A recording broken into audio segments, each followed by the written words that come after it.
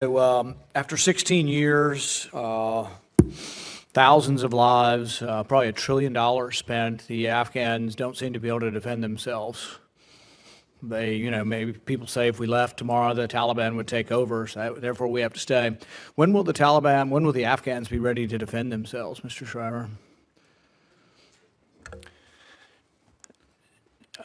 I'd be hesitant to put a time frame on it. I think the scrutiny is understandable. I would share every frustration that you mentioned about the time and investment.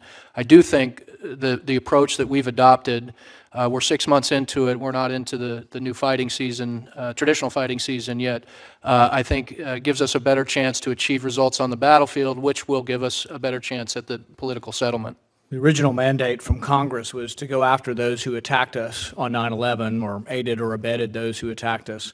Who's left over there that aided or abetted the attack on 9/11? Specific individuals that we're still looking for that aided or attacked it or were involved with the 9/11 attack?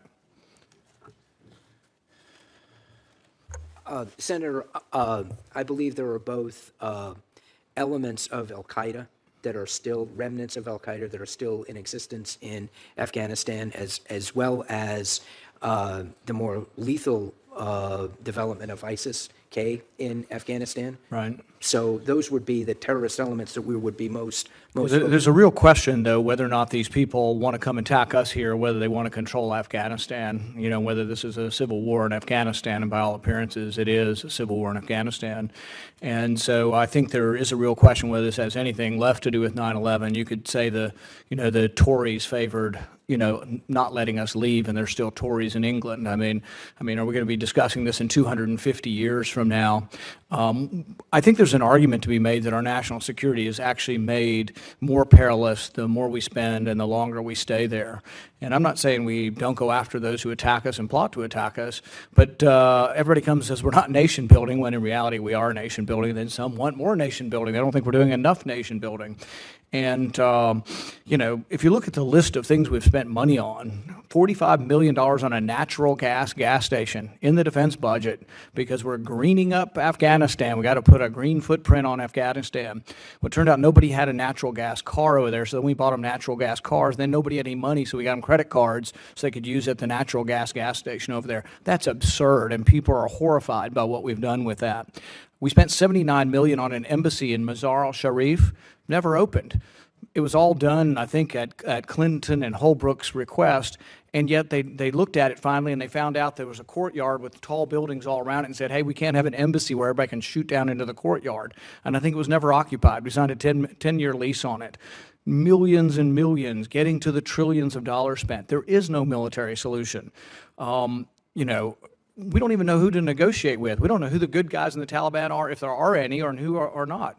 We don't seem to be very forthright with how many people we're fighting. Are we fighting, if we can't answer Senator Johnson's questions in round terms, 10,000 Taliban, 100,000 Taliban, 1 million Taliban?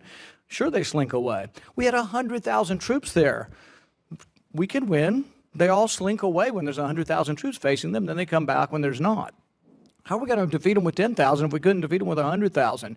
Maybe it's time we have a frank discussion, Congress, whether or not there is a military solution in Afghanistan. We're spending $50 billion a year. That could be better spent.